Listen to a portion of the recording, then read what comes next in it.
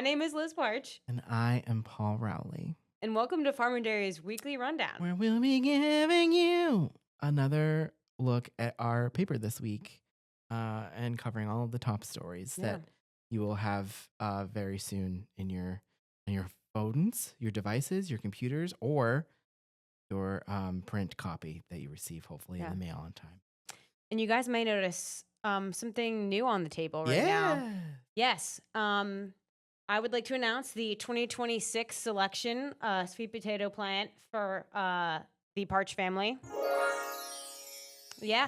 This is only one of them. I have two more in the office. You may ask, why did you bring them into the office? That's a great question. Mm-hmm. Well, there's a lot of farm markets up here. So naturally, I was going to buy and support them. Yeah.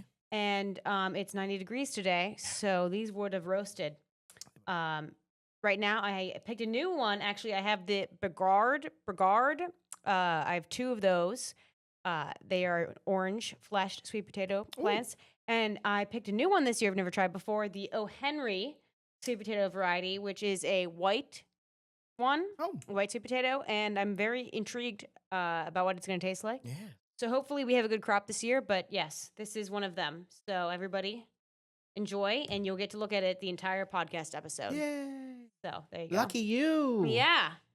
So anyway. That's wonderful. Yeah. Thanks, Paul. Yeah. I'm happy. I'm excited. Yeah. Cool. Who wants to go? I'll start if you Please don't take it mind. away. Yes. So now let's talk about the state of wool, guys. Yes. The wool industry. The good news is that after a 5-year hiatus, the Western Pennsylvania Cooperative Sheep and Wool Growers Association is bringing back its wool pool on June 5th and 6th at the Lawrence County Fairgrounds. I love that. Oh, yeah. A wool pool. Woo, wool pool. That's yep. fun. The bad news is that the wool industry is still struggling, and there are a number of reasons why. The big one is that a lot of clothing is being replaced by synthetic materials like polyester, as you know, most people are aware of. A lot of our clothing is now plastic. Historically, the U.S. military has actually been the biggest buyer of wool in recent years, but they have also kind of started switching to using more synthetic materials. From my understanding, they still do use wool, but again, and most people are starting to gravitate to these cheaper materials that are in high abundance. There's also been a glut of overseas wool, and the COVID-19 pandemic halted processing of wool like it halted most things. So the last wool pool was held in 2021, kind of on brand for that, with the pandemic. So according to Ken Scott, he's the director of the Western Pennsylvania Cooperative Sheep and Wool Growers Association. That's because we have had no bid for the wool past years, and nobody wanted the wool until this year, and even now it's been pretty minimal, he said. In 2023, the wool pool was canceled due to conditions of the current wool market profitability bids for wool being unavailable. And that same year, one of the country's largest wool buyers closed its doors, the Mid-States Wool Growers Cooperative, and they're based in Ohio. They were based in Ohio, I should say. So according to Scott, the cooperative only got one bidder this year, usually gets at least 2 or 3. But, let's focus on the good news, which is the wool pool is back. So one more for those. One step at a time. Yeah. So, if you want to support wool, go buy wool. And to get more details about the actual pool itself, you can visit the front page of the paper this week or go online to our website. Love it. Yeah. Very cool. I just have to actually, I have to address something really quickly. So just the mention of the pandemic is like I'm feeling a little chill. I've been reading a bit about the cruise ship, the Hondius, I believe it was called, that was the ground zero for that hantavirus outbreak. And I'm getting flashbacks now to early 2020, and then also the quarantine period that we all, of course, remember.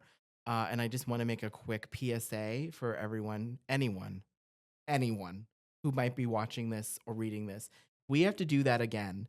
I'm going to need you people to lock it down for real this time and actually take it seriously and be normal about it, because we cannot do the same. I had an expletive in my head that I was about to utter that I can't, because this is a family show. We cannot be doing some of these. We cannot be acting a fool in the event that, and I certainly hope it does not come to pass and that hantavirus becomes just a brief memory. But some of the things that I am reading in other media publications about how people who were passengers on that ship are behaving. Do not get me started. Do not get me started. I feel like, yeah. I mean, I feel like it's safe to say that if you feel sick, That's a very good advice. stay Yes. home. Mm-hmm. I mean, Mm-hmm. we have so many resources now to keep you occupied when you're Right. sick. And if you are in quarantine already, I'm going to need you to stay there. I'm going to need you to stay there until you are Exactly. cleared to leave. Let's keep other people's healthy. To stay. So Yeah. stay home. If I see you in a movie theater, Literally so many reasons to stay home. it Be is with your on pets. site. You know, there's so Mhm. much books, TV, like Yeah. I don't know, stare at a wall, Mhm. audiobooks, you know. Yeah. There's so many Mhm. things that you can, or just sleeping. Sleep, you know, if you're sick, you need to sleep. I could use a I month of just sleep. literally went through this last week, the Yeah. last 2 weeks of my Oh, you got a life, and I sinus stayed home. infection. Yeah. Yeah, I also have a sinus infection. Yeah. Mm.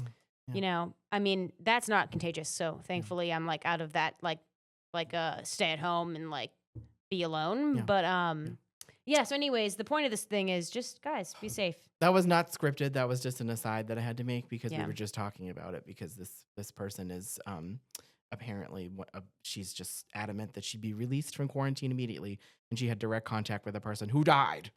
So that therefore, in my opinion, my non-medical opinion, you should be staying far, Yeah, far if you away have from like a all of new society. infectious disease, like what makes you think it's okay to Thank you. not like be out Yes. and about? Yes. Sorry. I mean, to. it does suck. Like as someone who like has I don't know, been sick a lot. Mm.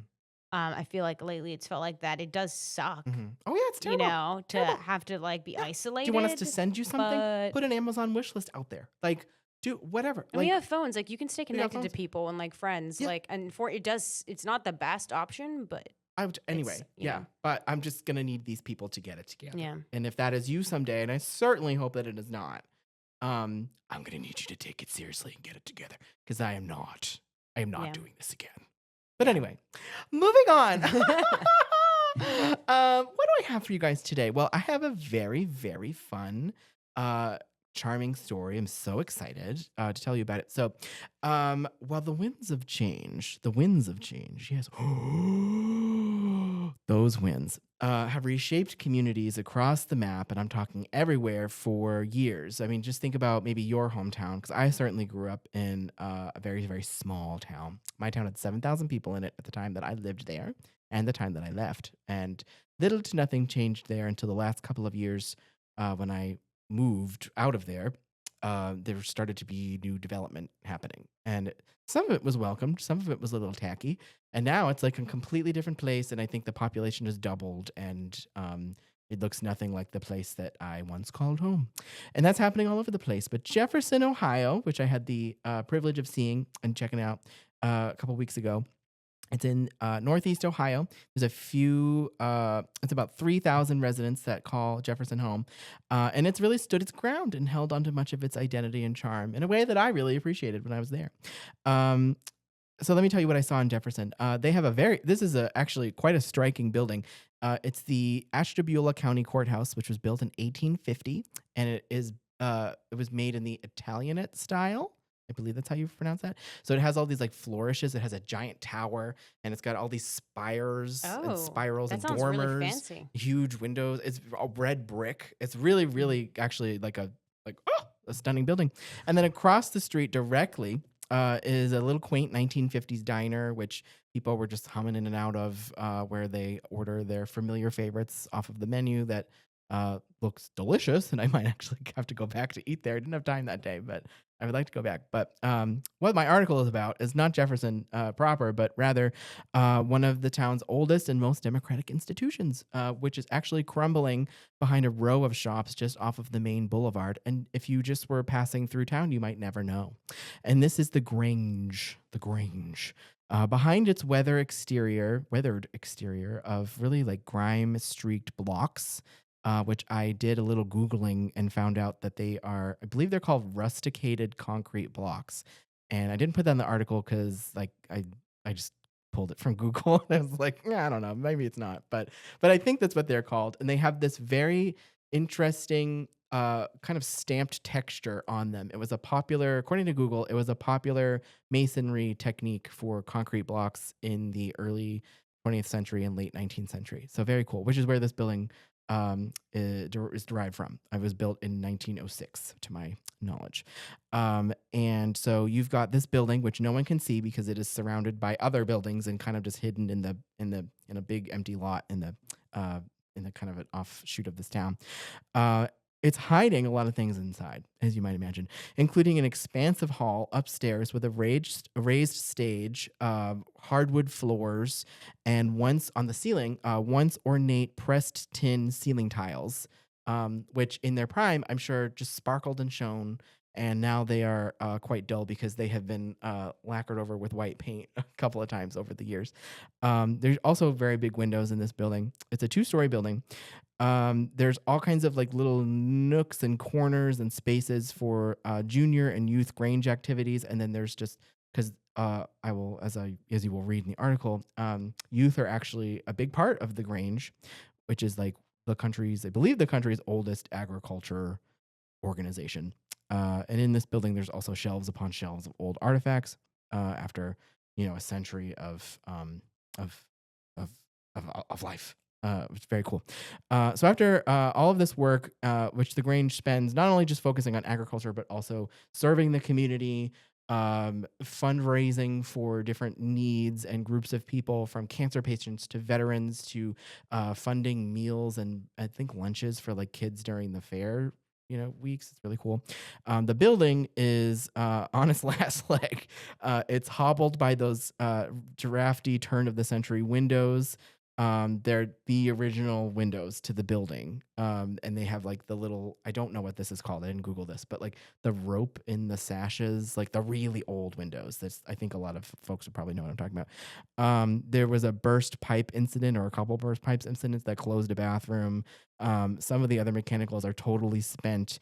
And all told, the cost just to secure the building's structural integrity, which also involves having to do a ton of masonry work on those aforementioned blocks, the concrete rustical blocks I was talking about. It's all expected to cost probably in the neighborhood of $150,000 just to stabilize the building. Wow. So there's a lot of work that we need in the Grange in Jefferson, Ohio. Now, there's a handful of members that are campaigning currently to save both the building, but also, in a larger way, the cooperative tradition that it pioneered there in the Grange that they say is really worth holding on to. So what is the Grange? Because that was one of my questions. What is this organization?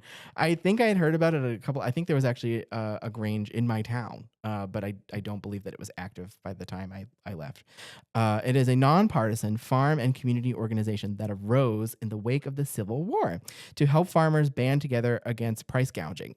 They were dealing with that from the railroads and then from like the grain storage facilities.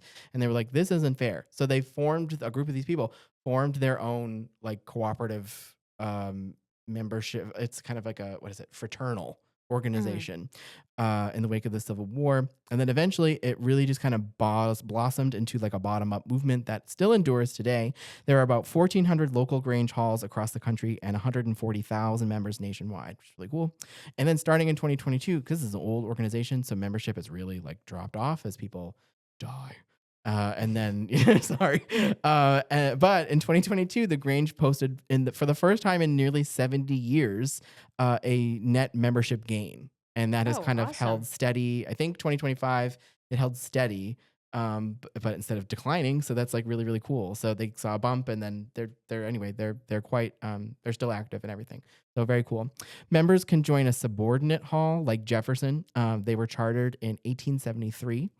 And they will learn there how to draft resolutions that can move local concerns up through the county and to the state and even the national Grange. From there, those resolutions might find their way to state houses or even the halls of Congress, because congressional people have been hearing from Grange members for quite a long time, as you can imagine now. The old hall in Jefferson remains the physical and symbolic home of the Grange's values in town, but time is bearing down on the old place.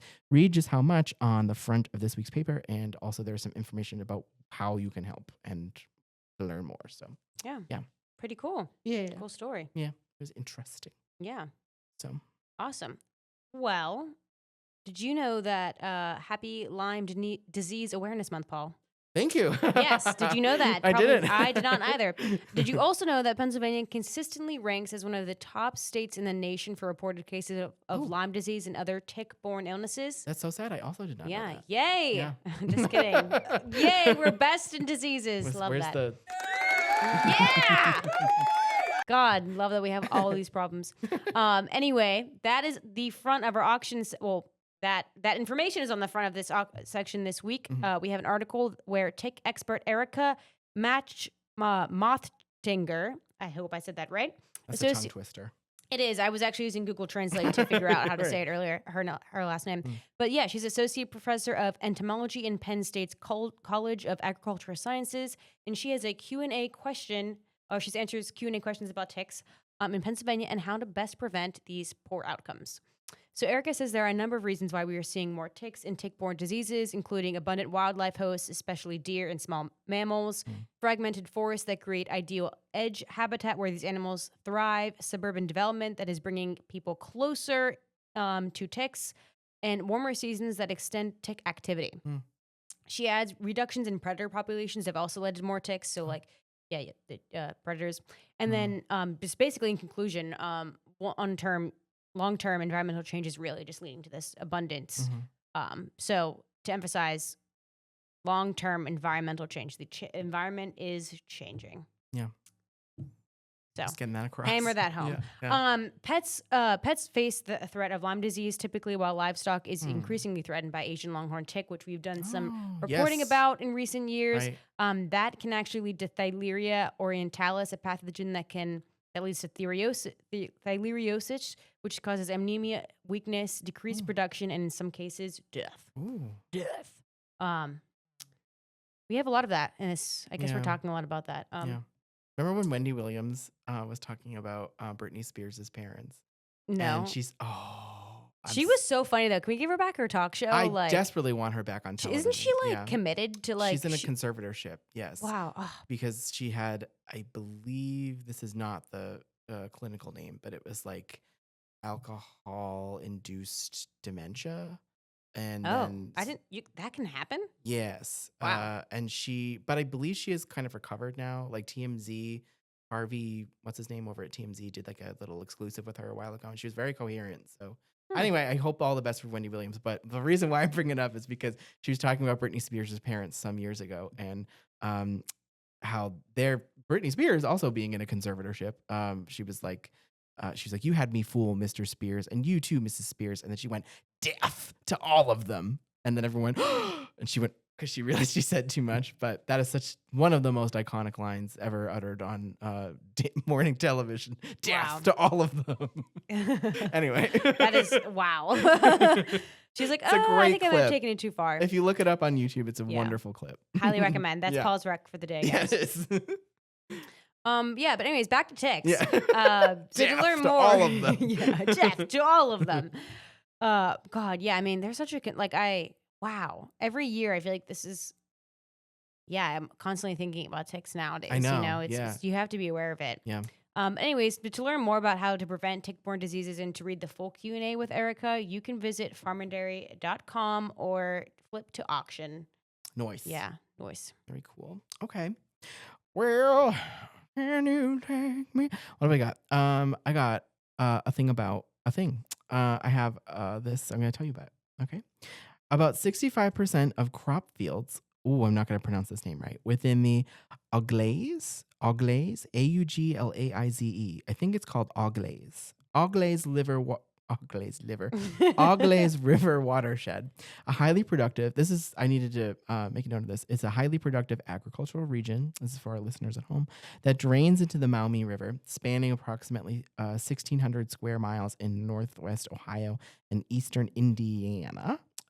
So this watershed, they participate, the farmers there, in conservation practices such as soil testing and reduced tillage is part of an approach meant to protect water quality. And this is according to a recent analysis from the Ohio Agriculture Conservation Initiative, or OACI.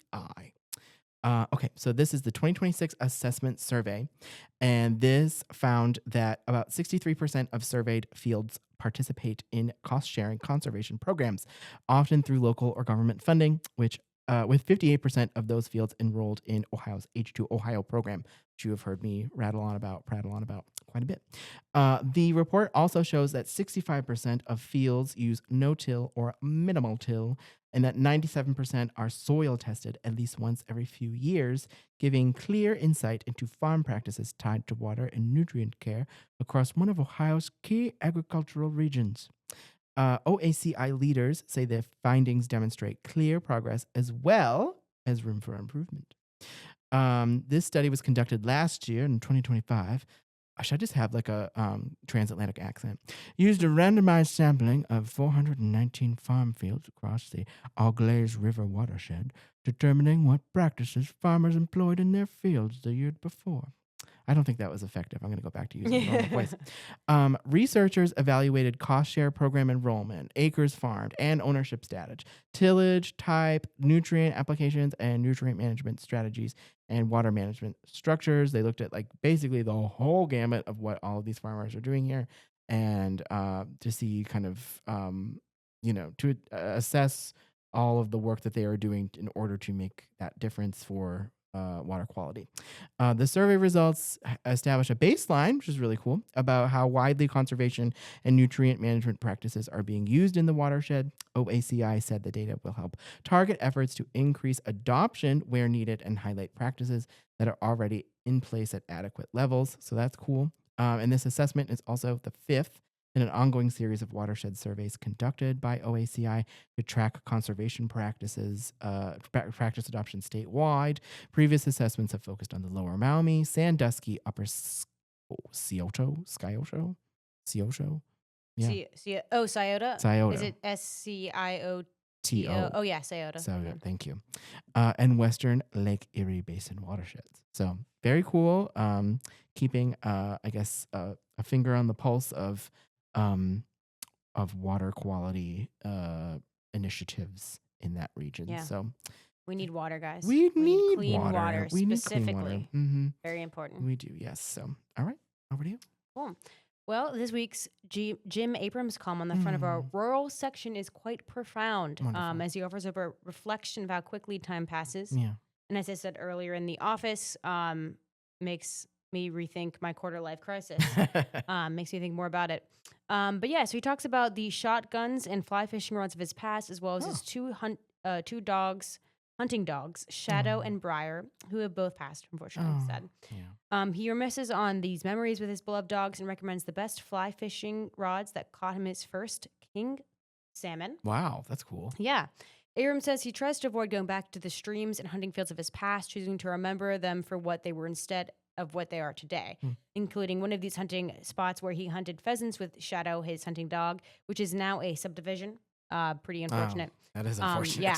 Another spot his father would call Excrement Creek for, I don't know why, but he chooses to avoid that as well, just preferring to remember it with his dad and little brother sharing stories and baiting hooks during their happy times. So he's choosing, to kind of remember these spots as what they were. Mm-hmm. And then he ended the story at a very, oh God, I don't know what happened there.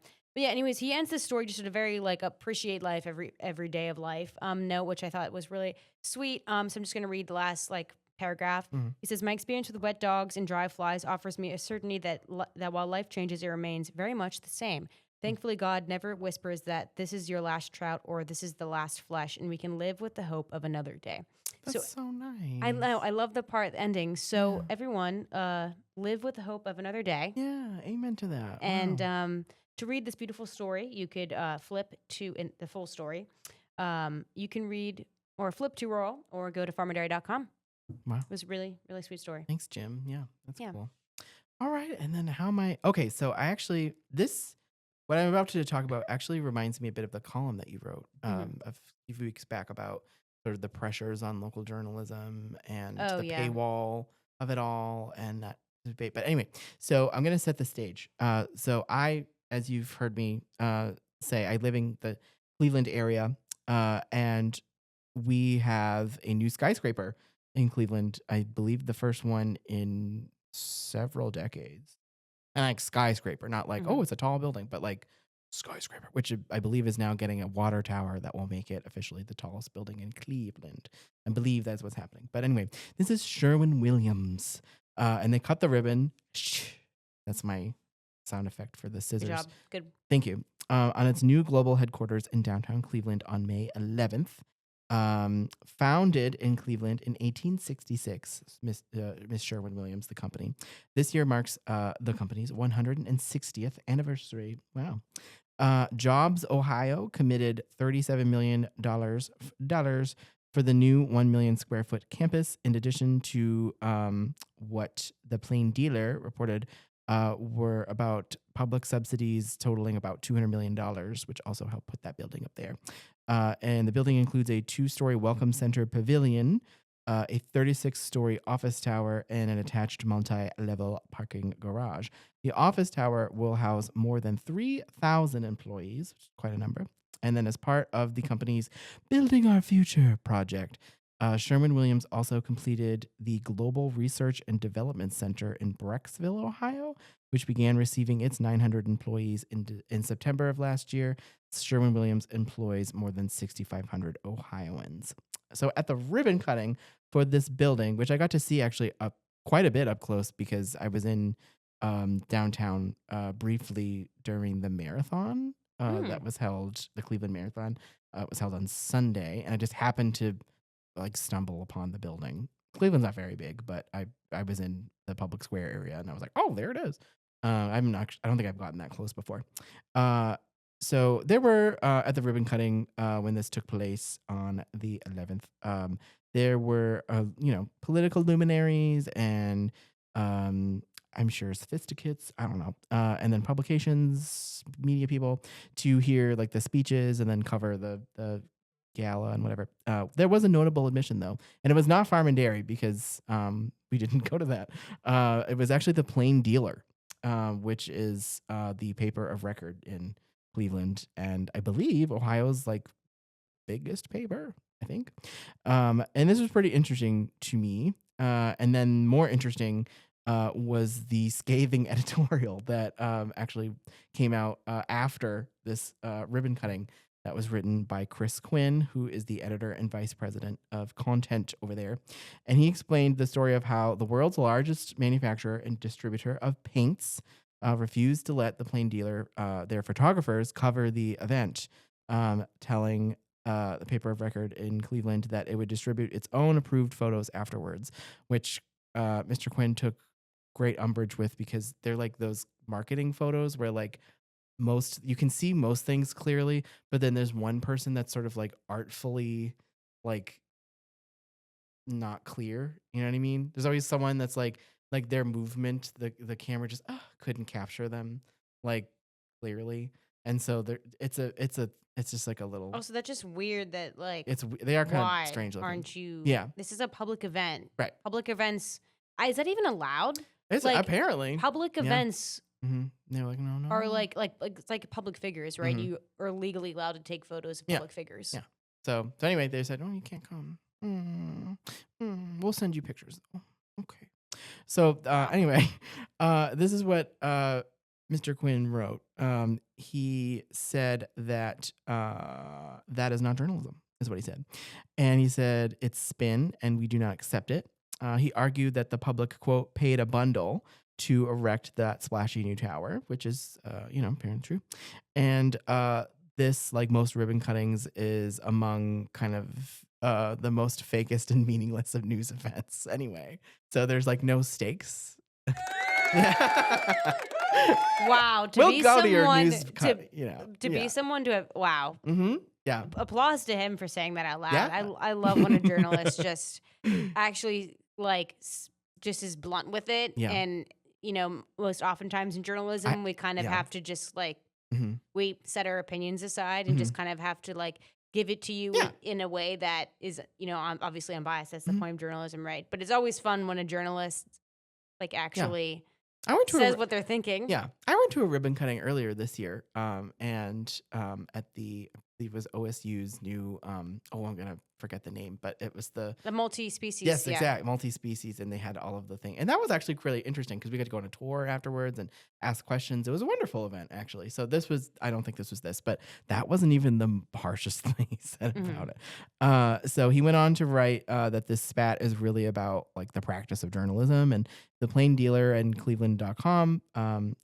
Which they're the two entities that are the same thing basically. They cover something. They determine like any publication what the story is, and the reporters like us use their judgment to sift out what is new and newsworthy, and then photographers. Which we also act as photographers, but some publications have just someone that is just a photographer, uses their artistic eye to get the kind of shots that readers remember. And then he says this, and I'm just going to read you the passage because like, wow.